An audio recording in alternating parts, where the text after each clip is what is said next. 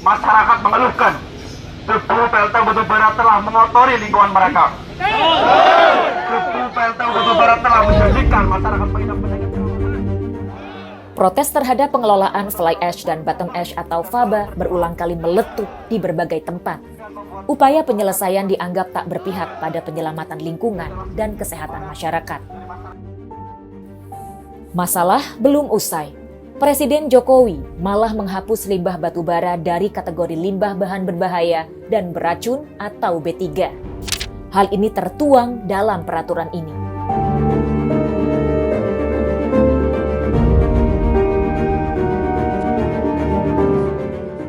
Lalu, bagaimana nasib warga yang bertahun-tahun terkungkung limbah batubara? Dan seperti apa faktanya saat ini di lapangan setelah limbah tak lagi masuk kategori beracun?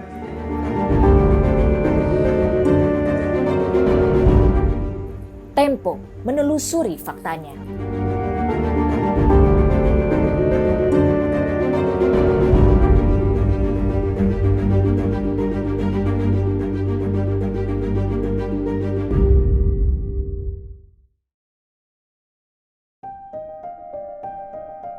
Dua kolam raksasa ini telantar di ujung lahan pembangkit listrik tenaga uap Karangkandri, Cilacap, Jawa Tengah. Lokasinya persis tak jauh dari permukiman warga. Kolam dengan kedalaman 3 meter ini dulunya adalah area penimbunan material hasil pembakaran batu bara, fly ash, dan bottom ash atau FABA.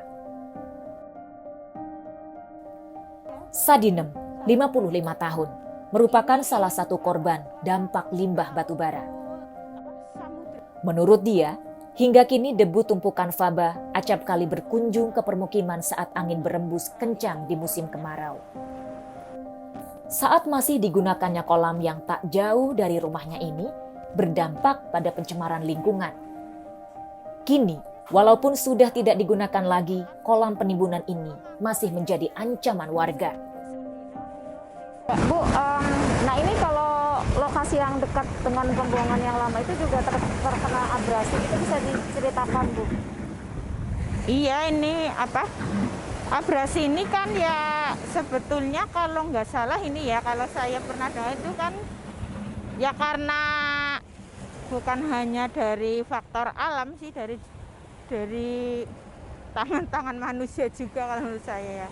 Karena dekat sekali juga ya Iya, dengan karena di situ kalau nggak salah ya katanya dengan adanya apa sih jeti sama apa ya breakwater sama jeti itu kan juga katanya ya bukan hanya katanya di AMDAL saya pernah baca itu juga apa bisa mengakibatkan abrasi juga maksudnya dan juga sedimentasi itu yang pernah saya pernah baca gitu. abrasi ini juga menjadi kekhawatiran juga ya Bu bagi Ibu. Ya Karena jelas lah. Kan dulu jauh sekali Mbak ke sana itu di apa pantainya kita waktu ini masih area pantai ya. Iya, sekarang udah jadi air. Bahkan kemarin baru berapa hari pas itu ini sebetulnya kemarin masih jauh ini kemarin ada apa cuaca yang agak buruk itu langsung ke sininya dahsyat banget loh Mbak. Iya.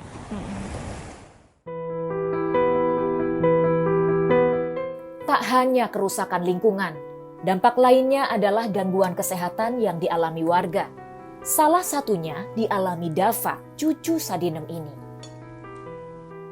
Sadinem mengisahkan pengalaman pahit cucunya yang masih berusia 7 tahun ini harus bolak-balik ke rumah sakit karena mengalami sakit gangguan pernapasan. Hari itu, Tempo diajak Sadinem mengecek kesehatan cucunya di salah satu klinik di Kabupaten Cilacap.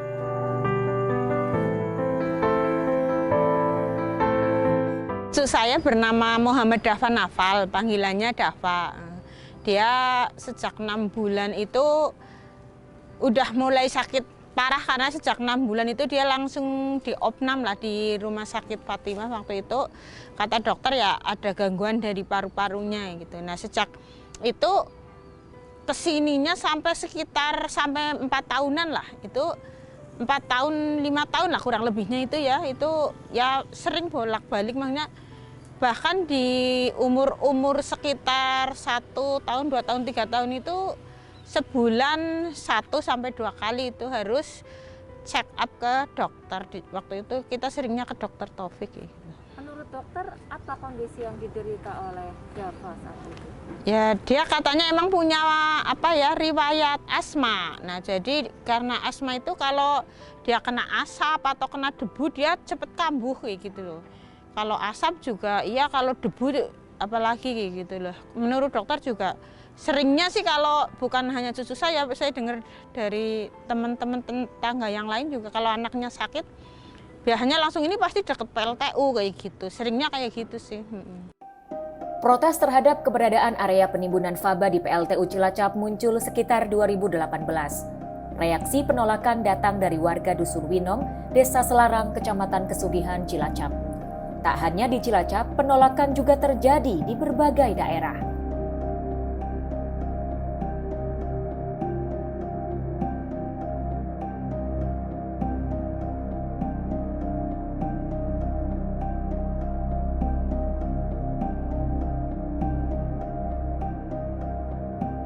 Seperti apa proses pengolahan batu bara menghasilkan faba yang berterbangan ke permukiman warga? Mula-mula, bahan baku batu bara yang merupakan bahan energi yang sulit terurai ini diolah dalam mesin pembangkit untuk diproses menjadi tenaga listrik. Limbahnya berupa fly ash dan bottom ash atau faba, partikel yang menyerupai debu dan keluar dari cerobong asap lalu berterbangan ke permukiman warga. Tak kasat mata, faba yang melekat di permukiman mencemari udara, air, dan juga terhirup paru-paru warga. Ada beberapa riset yang mengaitkan hubungan ISPA dengan paparan debu faba. Budi Haryanto, Guru Besar Ilmu Kesehatan Masyarakat Universitas Indonesia, menyimpulkan bahwa debu faba ikut memicu gangguan kesehatan pada saluran pernapasan, stroke, hingga kanker. Itulah sebabnya mengapa banyak di Eropa menutup PLTU batubara dan mulai beralih ke energi terbarukan. Kelompok yang rentan terjangkit gangguan itu adalah anak-anak. Hingga kini masyarakat mengeluhkan paparan debu faba yang berterbangan dan kerap mencemari wilayah permukiman mereka. Setelah faba tak lagi menjadi limbah beracun B3, warga Winong masih tetap waspada karena debu hasil pembakaran batubara masih kerap menghujani permukiman. Penelusuran Tempo pada Juni 2021 menemukan fakta-fakta ini. Bu ya, airnya.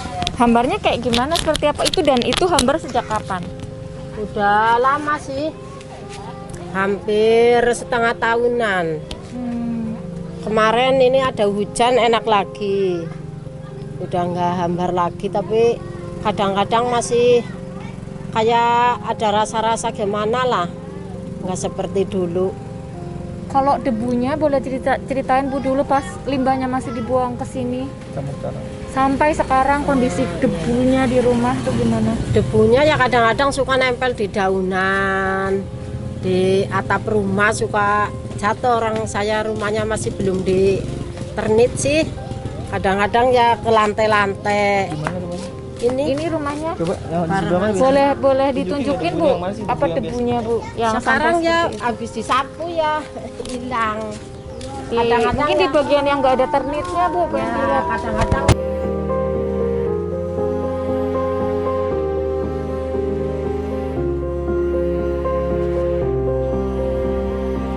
Oh, saya rajin bersihin ini. Cepet banget hitam tuh. mana Bu? Tuh. Di furnitur. Sela-sela tuh. Kan setiap ini saya bersihin. Juga masih sering nempel begini tuh.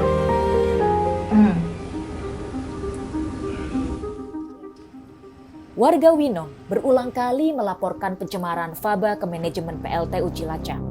Respons atas laporan itu dianggap tak maksimal.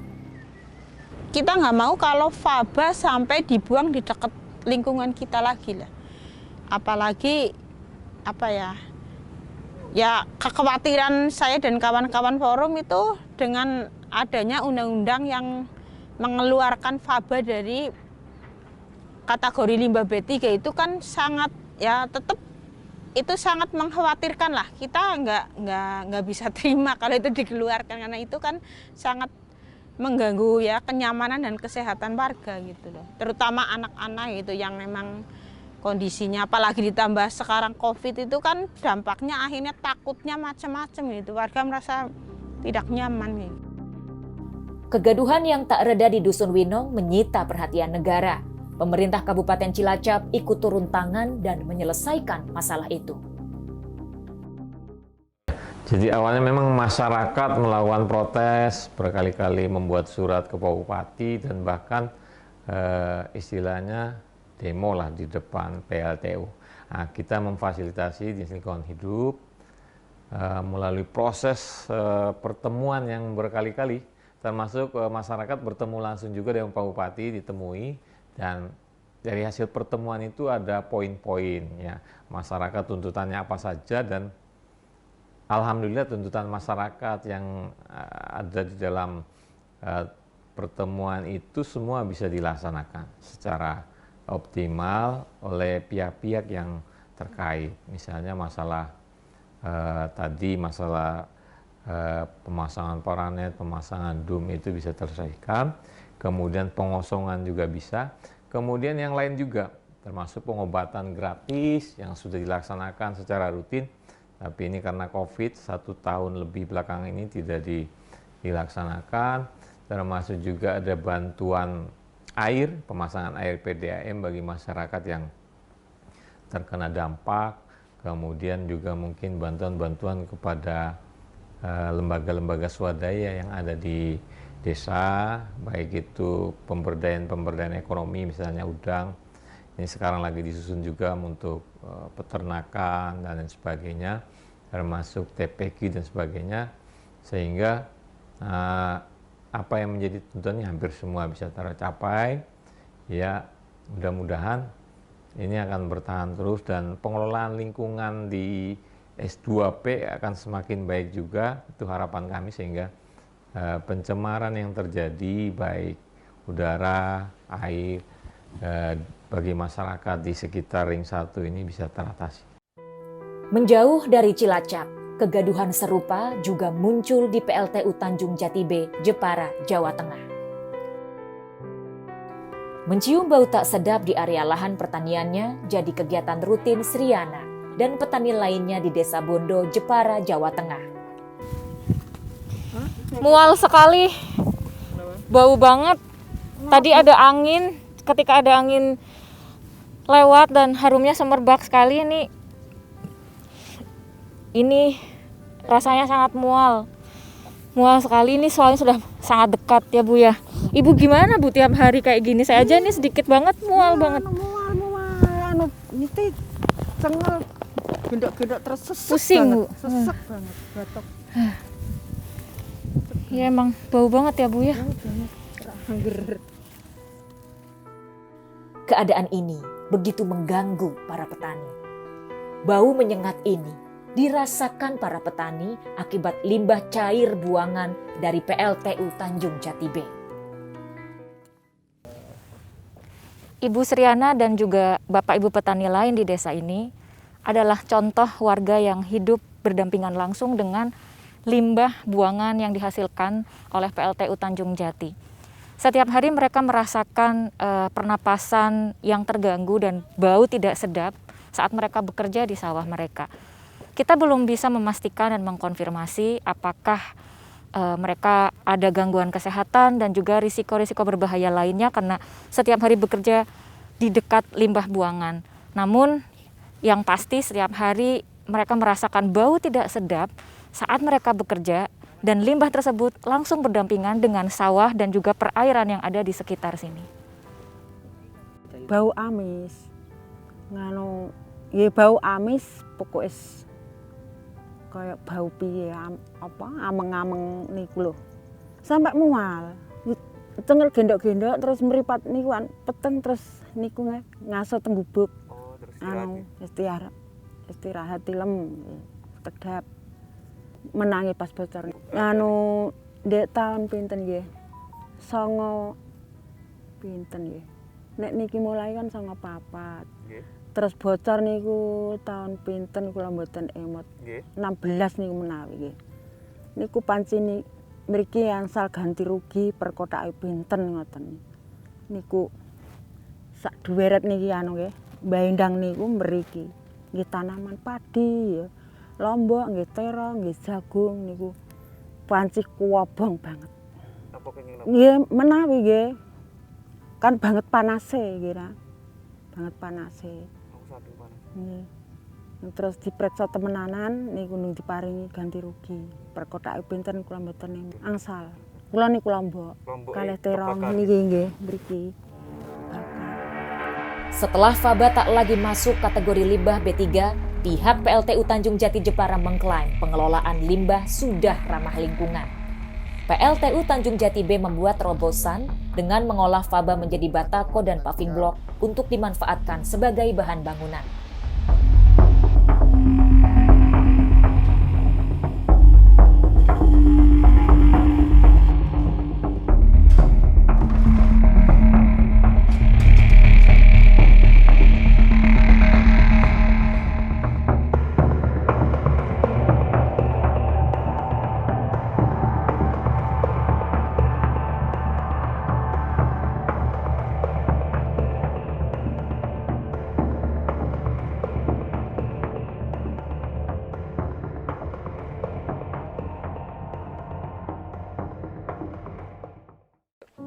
Tak jauh dari lokasi PLTU, Tumiasih, warga desa Wedalan mendapat bantuan pembangunan rumah. Batako yang digunakan untuk membangun rumah Tumiasih ini adalah hasil pengolahan faba PLTU Tanjung Jati B. Tumiasih adalah salah satu warga yang beruntung mendapatkan manfaat dari pengolahan faba yang ramah lingkungan. Dulu rumah tempat tinggal saya dari bambu di sebelah situ. Kondisinya seperti apa, boleh ceritakan, Bu? Ya, kondisinya banyak angin yang masuk, terus atap bocor, lantainya dari tanah, ya banyak debu. Ya nggak mengira sih tiba-tiba ada dari PLTU sama Pak Lurah yang meninjau secara langsung ke lokasi, dan alhamdulillah saya yang mendapatkannya. Pengolahan faba menjadi paving block dan batako juga dilakukan di PLTU Rembang dan beberapa PLTU lainnya di Pulau Jawa.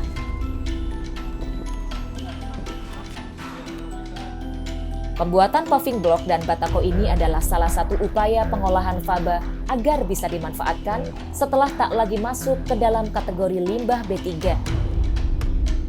Namun penelusuran kami di lapangan menunjukkan masih banyak faba yang belum bisa diolah dan menumpuk di area PLTU.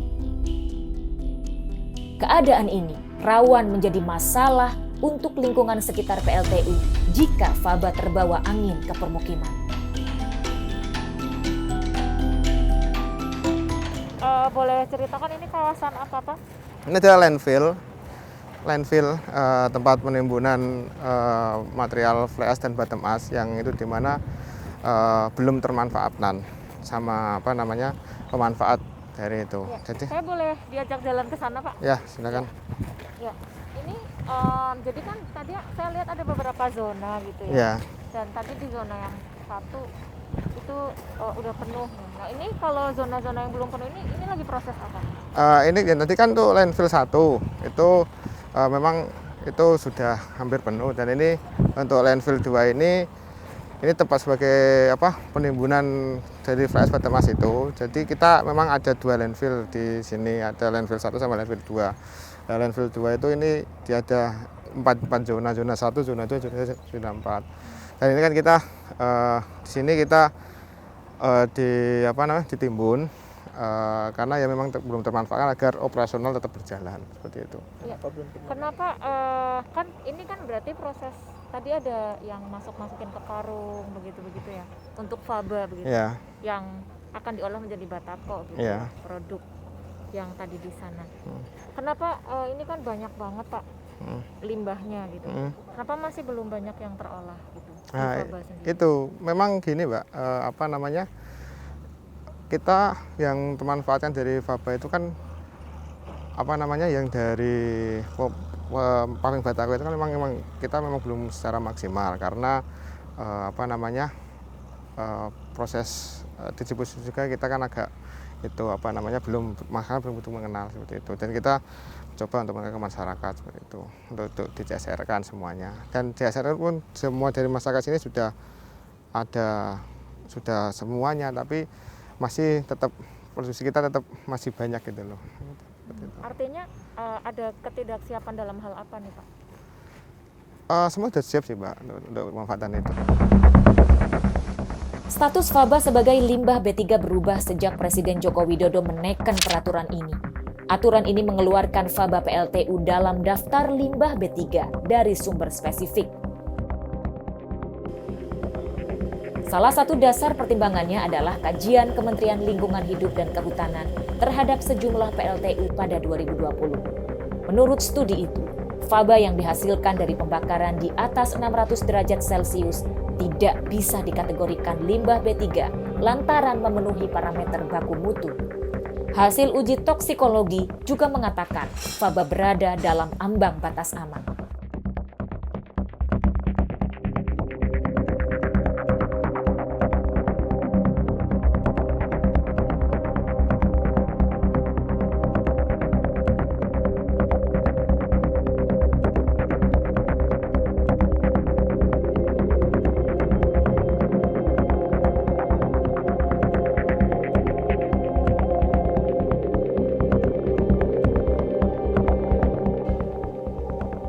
Persoalan faba bukan hanya terjadi di Indonesia.